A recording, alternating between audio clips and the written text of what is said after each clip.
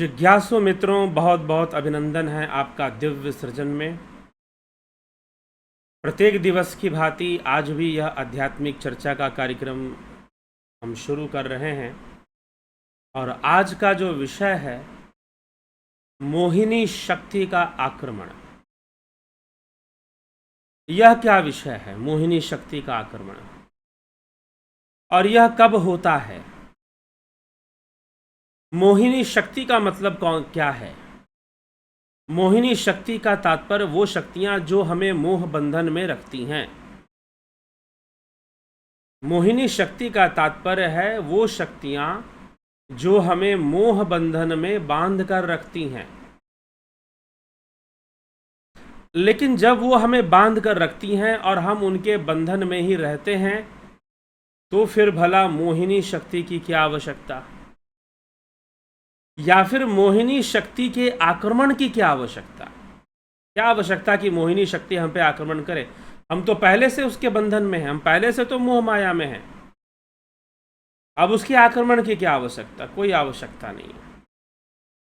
लेकिन यहां पर मोहिनी शक्ति के आक्रमण की चर्चा शिवसूत्र में मिल रही है, तो हम जानेंगे ये आक्रमण होता कब है।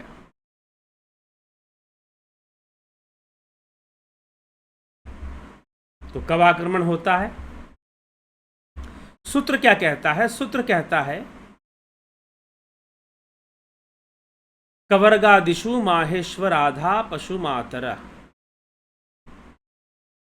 यदा योगी शुद्ध विद्यायाम निमग्नो भवति तदा तम मोहितुम अनेका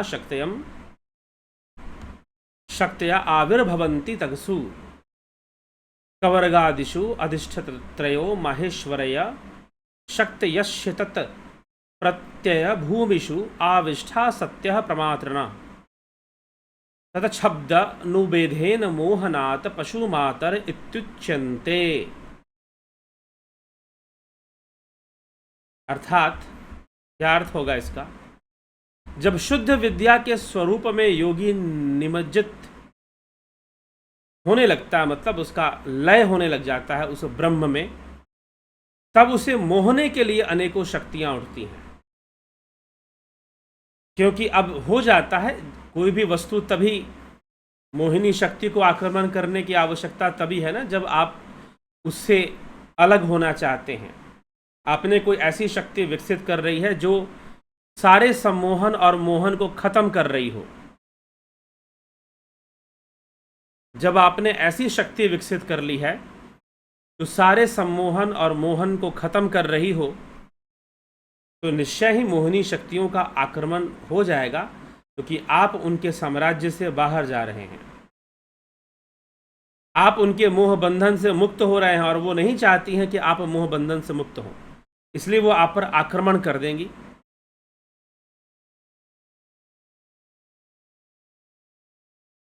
ठीक है। यह मोहिनी शक्ति ही तो पशु माता कहलाती है। पशु माता जो हमें पाश में बांध कर रखती है, बंधन में रखती है।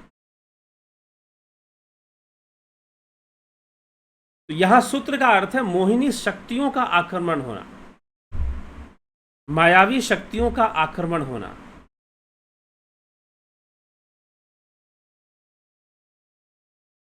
ठीक।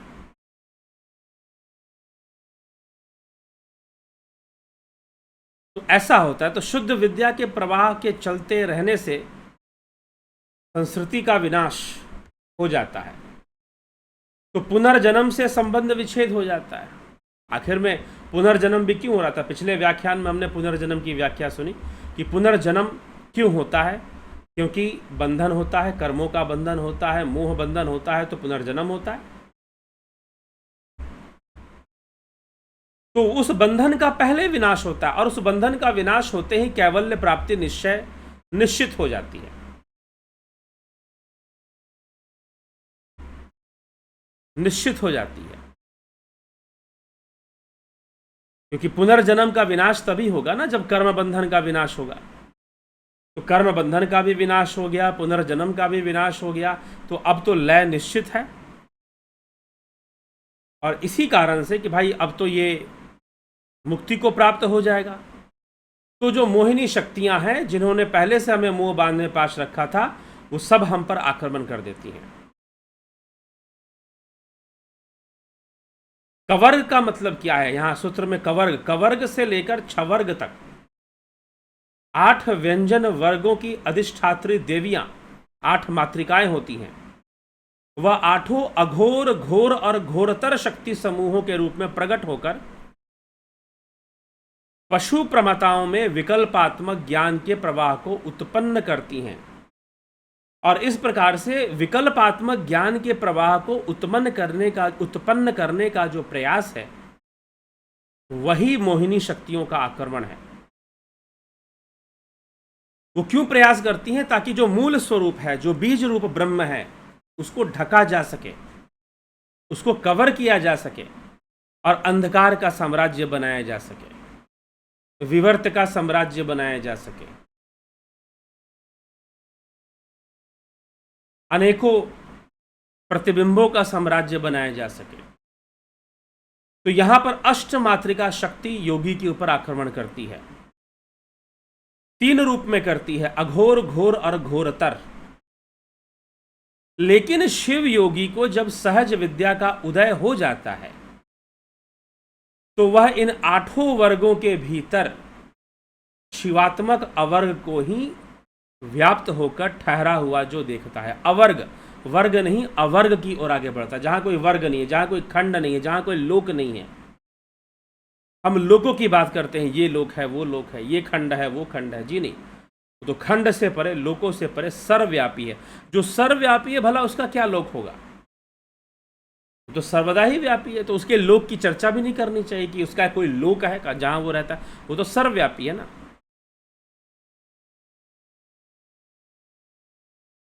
तो योगी इन 8 शक्तियों के खिलाफ जिन्होंने आक्रमण किया है, शिवात्मक अवर्ग को ही प्राप्त होकर ठहरा हुआ देखता है। तो उसके स्वरूप का या स्वभाव का आवरण यह मातृकाएं नहीं कर सकती हैं। मातृकाएं आवरण करने का प्रयास करती हैं। बुद्ध जब बोधि गया में, गया क्षेत्र में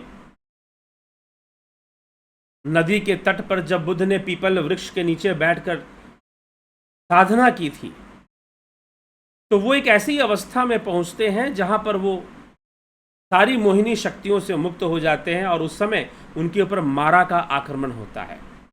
यह मारा क्या है? यह मात्राएं हैं। इन मात्राओं के लिए ही मारा शब्द का प्रयोग किया है, मातृकाओं के लिए ही मारा शब्द का प्रयोग हुआ है। बुद्ध की साधना के लिए मारा आक्रमण करता है अपनी सारी मोहिनी शक्तियों को लेकर। वैसे ही योगी जब सहज विद्या में लीन हो जाता है, लय को प्राप्त होने लग जाता है, यहां तक कि वो अपने कर्म बंधन को भी खत्म कर देता है, पुनर्जन्म का विनाश कर देता है, तो उस समय जाकर एकदम एंड पॉइंट पर, लास्ट पॉइंट पर मातृका शक्तियां आक्रमण करती हैं आवरण करने के लिए, ताकि स्वरूप का निर्बाध हो जाए, स्वरूप जो है वो ढक जाए और स्वरूप से संबंध टूट जाए और मातृकाओं का संबंध बना रहे, प्रकृति का संबंध बना रहे, 3 गुणों का संबंध बना रहे और 3 गुणों से बुद्धि, चित्त, मन, अहंकार, मोह, माया, ये सब बना रहे। वो आक्रमण करती है योगी के ऊपर। इसी को मोहिनी शक्तियों का आक्रमण कहा गया है।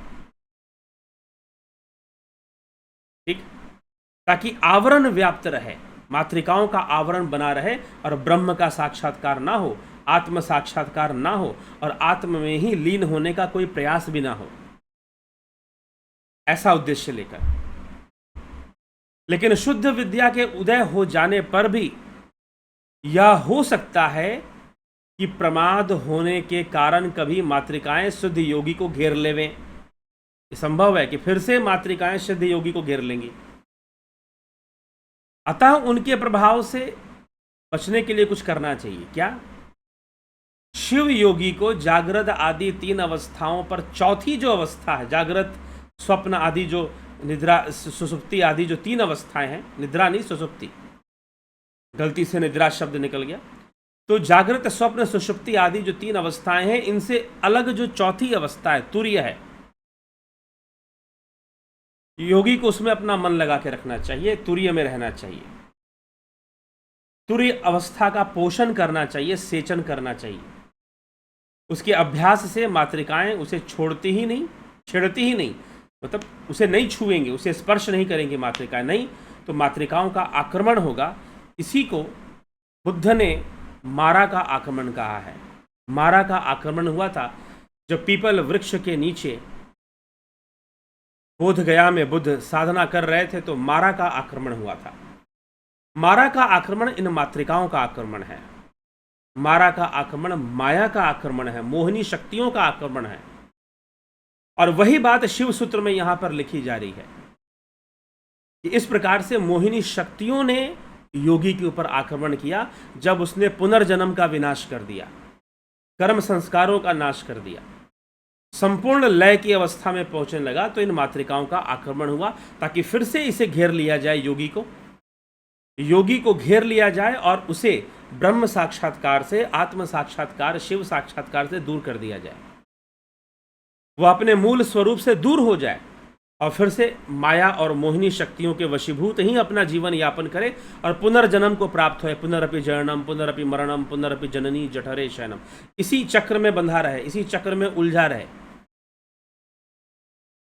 ये उद्देश्य है मोहिनी शक्तियों के आक्रमण का, या फिर मारा के आक्रमण का, ये उद्देश्य है।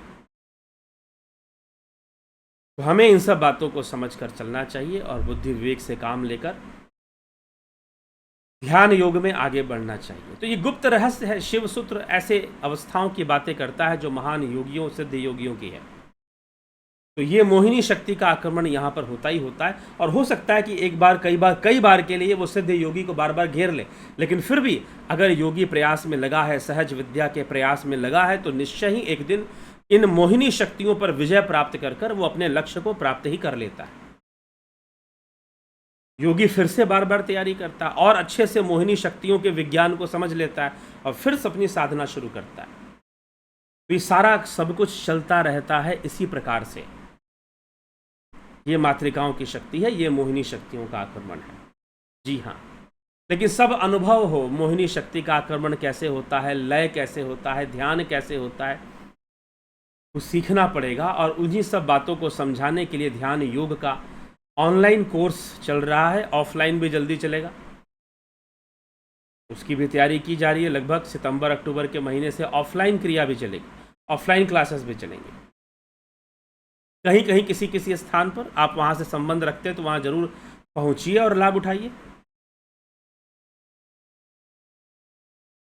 ठीक, तो ऑनलाइन ध्यान योग का कोर्स चल रहा है, उसका लाभ उठाइए, ज्वाइन कर लीजिए। 14 जुलाई से शुरू हो जाएगा। आप लाभ उठाना चाहते हैं, ज्वाइन करिए। ज्वाइन करने के लिए आप दिए गए नंबर पर 9661802459 पर आप व्हाट्सएप मैसेज कर सारा पता कीजिए कि ध्यान योग से जुड़ने की प्रक्रिया क्या है, वो प्रक्रिया आपको बता दी जाए। ठीक है जिज्ञासु, तो इसी के साथ अभी हम विचारों को विराम देते हैं। कल फिर मिलते हैं 9 बजे लाइव चर्चा में आप सभी से।